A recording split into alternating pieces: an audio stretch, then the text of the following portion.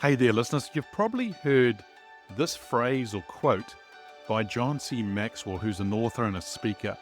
People don't leave organizations, they leave people.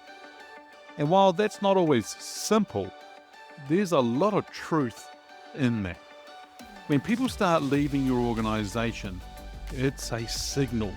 And that signal often says more about leadership than anything else. So in today's episode, I want to explore what high turnover really tells us about the quality of leadership and what leaders need to do about it. So let's discuss. Welcome to Leadership is Changing.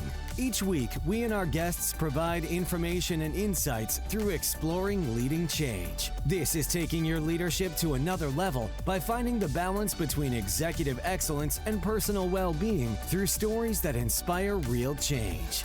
It's time to adapt in our fast-moving world when leadership is changing with your host, Denis Giannoutsas. Welcome to the Ask Denis episode. This is a freestyle episode where I'm asked a question by our listeners or share my thoughts and experiences and insights from working with many leaders around the globe. Hey there, listeners.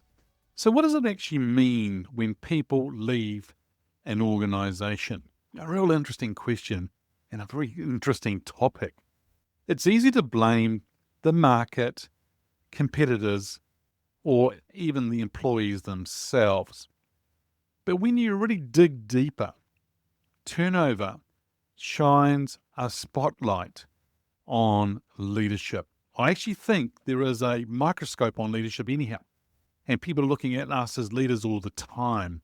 But this tends to shine that spotlight on leadership when people are leaving and the attrition is high or people are leaving just full stop. Now, for a lot of leaders, I actually say to them, go and look in the mirror, go and ask yourself some questions, and I'll get into some questions a little bit later on. But I want to share 7 key insights or patterns I've seen again and again that really tend to reveal what people leaving or departures are really telling us about leadership. And more importantly, the implications leaders need to pay attention to. One question I want to ask you is, I wonder whether your organization or you as a leader are doing exit interviews.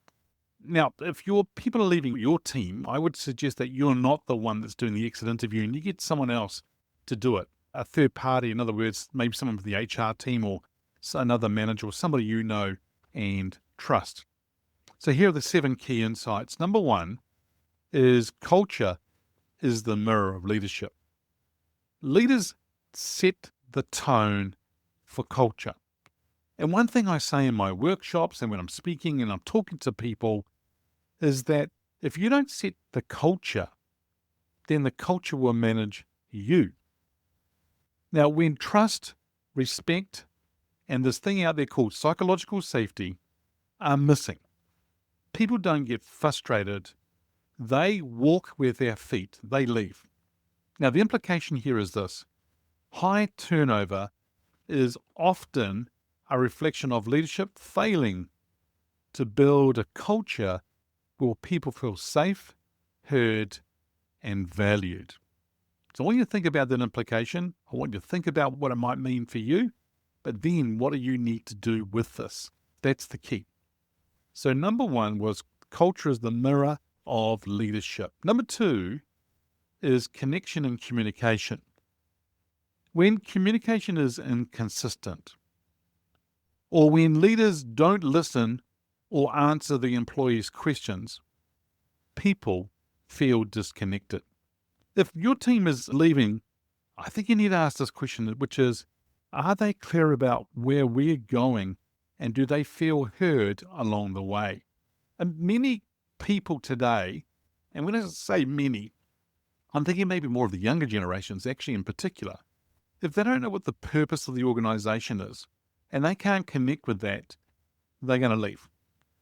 For a lot of people, and I say this in my keynote speaking and so forth, that, a lot of people can communicate, but few can connect. And if you can connect, in other words, making things more relevant for people, you're going to connect with them on a deeper level.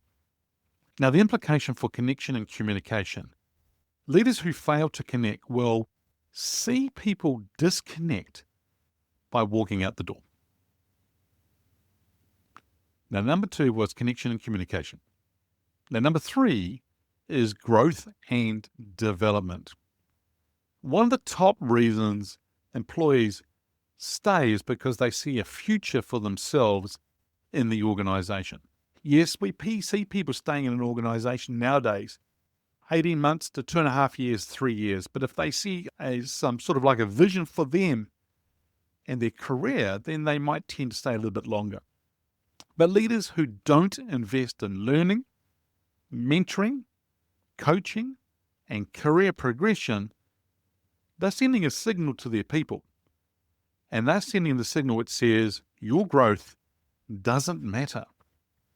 And I know of 2, well, there's a lot more than 2, but 2 of them that I'm talking with at the moment. One has already left, one is thinking about leaving the organization because one of the reasons is the lack of investment in developing them as individuals, leaders, and around their career for the future. You see, the implication for this, if people leave, it might be because they don't see leaders helping them move forward. So if you're a leader that's looking in the mirror and you're thinking about this implication, one thing might be, what can you do to help develop your people? Number 4 is recognition and value. We all want to know that our work counts. If leaders don't recognize achievements, people will start to feel invisible. And when recognition is missing, disengagement takes over, and then resignation follows that. This is why I'm saying to a lot of people, it's important for you to celebrate success, because the implication is attrition often reveals leaders who don't celebrate or value their people enough. How much does it cost you to celebrate? Nothing, because you could just say thank you, or just a few words to recognize somebody. You might do some rewards or some other thing like a morning tea and so forth, but that recognition, that value, those simple words of, hey, that was really good what you shared this morning. We got a lot of value from you speaking today. That kind of stuff really helps people feel like they're being recognized, they're being heard, and what they're offering is being valued. Number 5, leadership style. A toxic, ego-driven, or inconsistent leadership drives people out the door faster than anything else. What we find is that micromanagement actually suffocates people. Lack of empathy discourages, and the inconsistent behavior creates instability. The implication here is when good people leave, it may not be the work, but it may be the leader. And what we find is that good people leave because they know they can get another job. And so if you're moving the goalposts, if you're micromanaging, you're not stepping back, if you are based on the book multipliers, if you are that diminisher or accidental diminisher, then you're holding people back. The idea here is to allow people to fly and grow. Number 6 is vision and purpose. Employees want to feel part of something that's meaningful.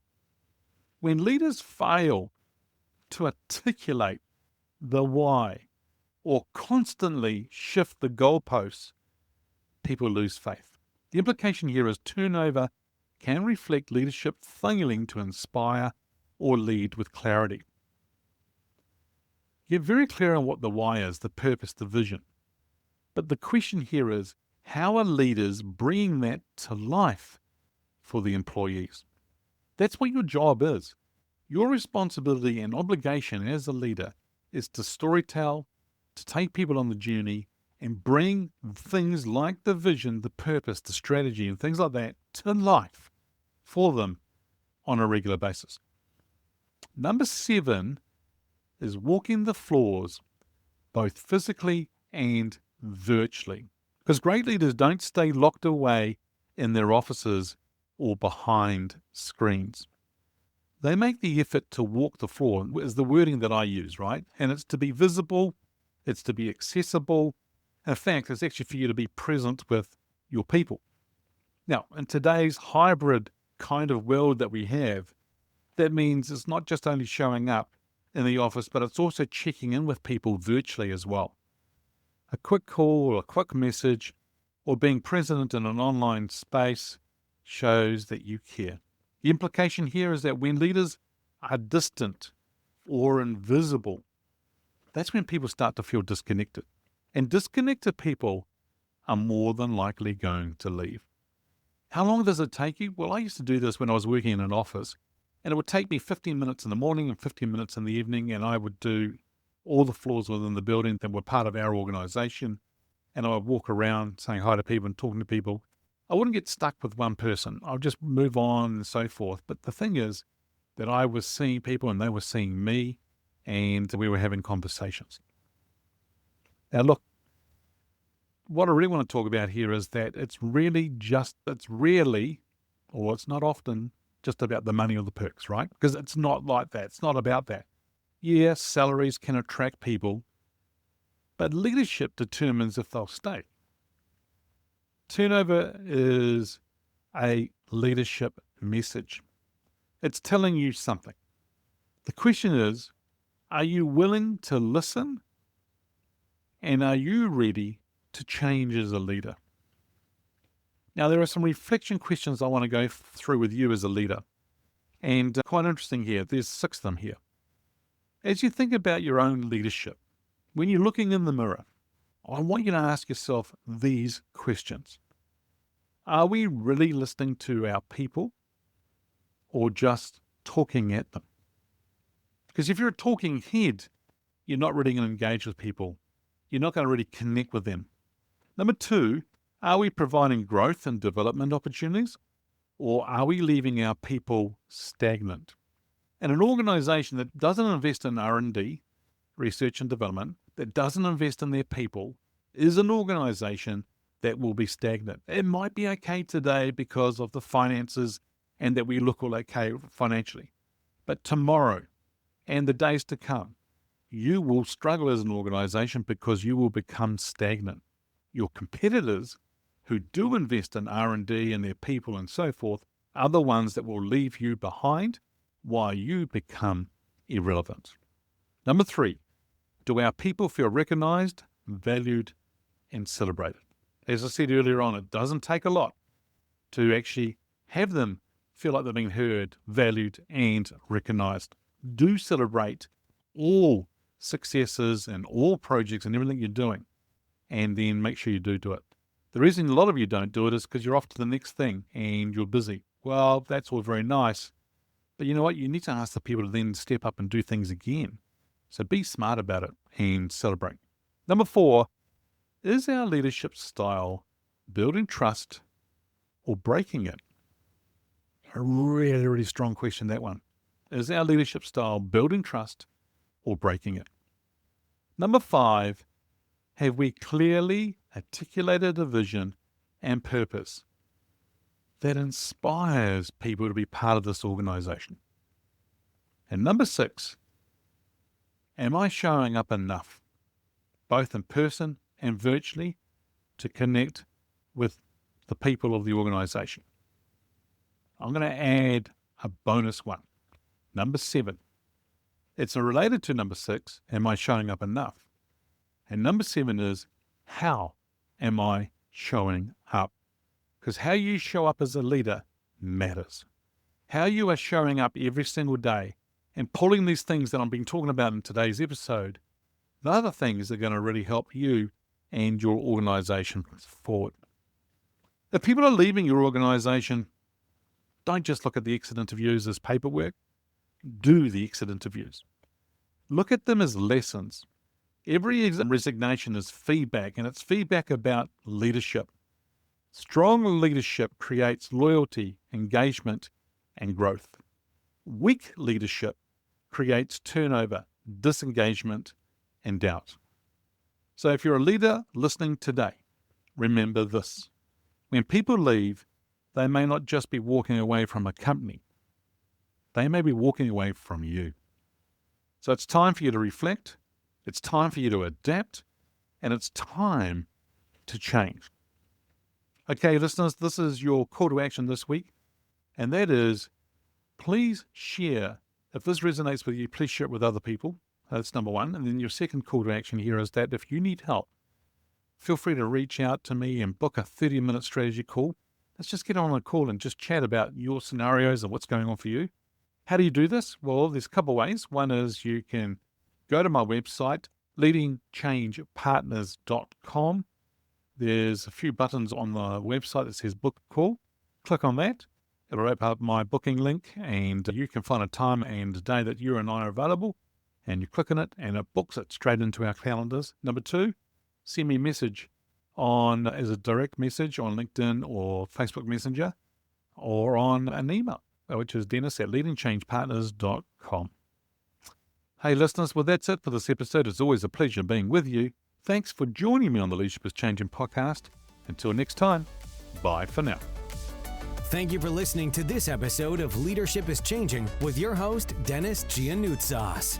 Each week, we and our guests provide information and insights through exploring leading change, inspiring executives and leaders to adapt and lead a bigger game in a fast-moving world.